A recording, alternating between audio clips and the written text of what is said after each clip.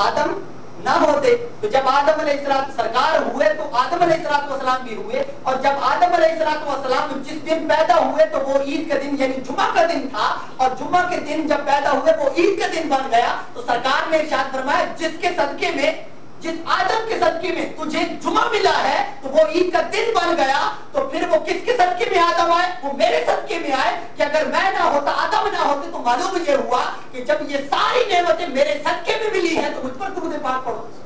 दुरूद पाक किस पर पढ़ो? मुझ पर पढ़ो, इसलिए कि मेरे सदके में सारी नेमतें तुझको मिली है। जुमा मिला है तो मेरे सदके में मिला है, ये ईद बनी है तो मेरे सदके में बनी है, और आदम अलैहिस्सलाम खुद बने हैं तो मेरे सदके में बने।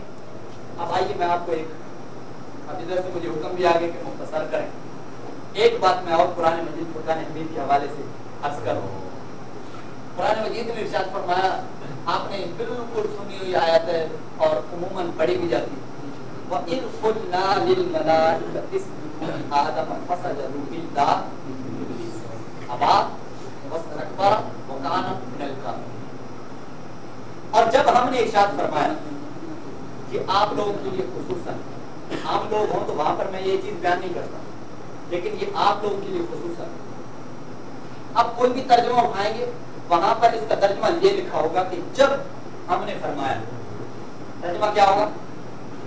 जब हमने, इज़ का तर्जुमा जो करते हैं तो वो जब कर देते हैं, जबकि अरबी के अंदर ये लफ्ज़ आपको समझाने के लिए तो सिर्फ वज़ाहिर कि जब का तर्जुमा कर दिया जाता है, लेकिन हकीकी इसका ये तर्जुमा नहीं है, आपको समझाने के लिए बस बयान कर दिया जाता है, इसलिए कि हकीकी मफ़हूम वो लफ्जों के अंदर आपको समझा ही नहीं सकते अरबी वाले। जिस तरह इंग्लिश की कई बातें आम लोगों तक आप उसको समझा नहीं सकते ना, इसी तरह अरबी की भी कई ऐसी बातें होती हैं कि आप आम लोगों को वो समझाई नहीं जा सकती। आप उसको समझाने का तरीका क्या है? याद रखिए कि इसका हकीकी तर्जुमा यूं है कि इज़ से पहले एक फेल होता है जो महसूस होता है। अब हो सकता है आपको ये बात बिल्कुल नहीं लगे, इसलिए कि जो उलमाए किराम उम्मन बयान नहीं करते, क्योंकि आप समझदार लोग बैठे हैं, इस वजह से मैं आपके सामने बयान कर रहा हूँ। इससे पहले एक फेल होता है, वो महसूस होता है, और तमाम मुफस्सिरीन किराम ने इसको बयान किया है, और वो कहते हैं कि जनाब वो पहले फेल होता है वो महसूस होता है। वो कौन सा है? कहते हैं उज़कुर। वो क्या होता है? उज़कुर। उज़कुर का माना होता है याद करो, और बाज़ तर्जुमों के अंदर आप देखेंगे कि जनाब वहां पर लिखा होगा कि ऐ प्यारे हबीब याद करो, वहां तर्जुमा बकायदा लिखा होगा ऐ प्यारे हबीब याद करो, और कहीं पर आपको तर्जुमा नजर आएगा जब, कि दोनों का एक ही मतलब है। हकीकी मतलब यही है कि ऐ प्यारे हबीब याद करो, इसलिए कि उज़कुर है, अल्लाह ताला याद दिला रहा है कि ऐ प्यारे हबीब याद करो, एक वक्त को याद करो, एक जमाने को याद करो। वो कौन सा वक्त था? फरमाया इज़ क़ुलना, ऐ प्यारे हबीब उस वक्त को याद करो जब हमने फरमाया था लिल मलाइकति इस्जुदू, मलाइका को कि सजदा करो, फसजदू सबने सजदा किया, इल्ला इब्लीस उसने इनकार किया, अबा वस्तकबरा इनकार किया, और इनकार करने के बाद तकब्बुर किया, वकाना मिनल काफिरीन काफिरीन में से। आपने सुन लिया। अब यहाँ पर तवज्जो करें आप। अब यहाँ पर बैठे हुए लोग और आपके तमाम दोस्त बैठे हुए, अब बाहर चले गए आपका एक ऐसा दोस्त जो यहाँ पर इस महफिल के अंदर मौजूद नहीं था, तो आपने वहां पर उसके सामने गुफ्तगू की, भाई वो याद करो रात को महफिल रुकी थी। मैं कैसे याद करूं, मैं तो वहां पर था ही नहीं। भाई वहां पर मौजूद नहीं होगा तो यही बोलेगा ना, तो मैं वहां पर था ही नहीं। अगर आप अपने वही भाई को कि जो आपके साथ बैठा हुआ था महफिल के अंदर शरीक था, अगर उसको कहेंगे कि भाई वो वक्त को याद करो जब हमने वहां पर बयान सुना था, नात सुनी थी, तो वहां पर तिलावत की गई थी, वो वक्त याद करो, वो कहेगा हाँ बिल्कुल याद है मुझे, इसलिए कि मैं वहां पर मौजूद था। तो अल्लाह ताला यहाँ पर इरशाद फरमा रहा है कि ऐ प्यारे हबीब याद करो उस वक्त को कि जब हमने मलाइका को इरशाद फरमाया था कि आदम को सजदा करो, आदम को सजदा करो। तो अब अगर मुस्तफा सल्लल्लाहु अलैहि वसल्लम उस वक्त सजदा करवाने के दौरान अगर मेरे आका अलैहि सलाम मौजूद नहीं थे, तो फिर ये याद कराना कैसा, ये याद कराना कैसा?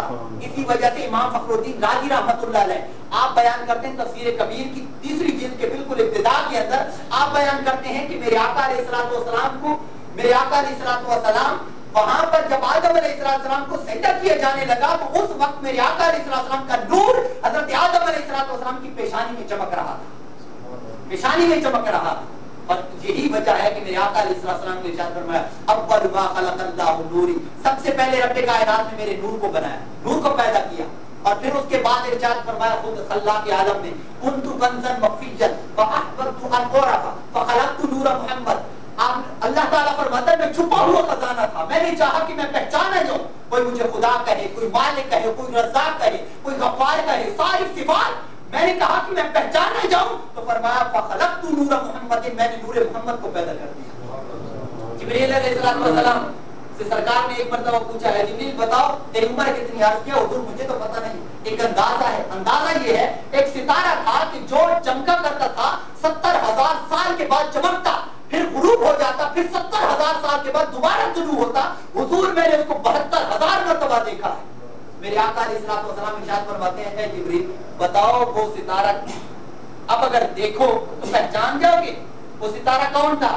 کہا اللہ اور اس کا رسول ہی جانے. میرے آقا علیہ السلام ارشاد فرماتے ہیں وَعِزَّتِ رَبِّي أَنَا ذَلِكَ الْكَوْكَبُ، اے جبریل میرے رب کی عزت و جلال کی قسم وہ ستارہ میں ہوں، وہ ستارہ میں ہوں. تو میرے آقا علیہ السلام وہ پہلے اور کب تھے کہ رب کائنات نے آپ کا نور پیدا فرمایا. اس کے بعد پھر سید عالم صلی اللہ علیہ وسلم اپنے موقع پر حضرت آدم علیہ السلام کے بعد پھر وقتاً فوقتاً تشریف لائے. تو بشری لبادی کے اندر آپ تشریف لائے.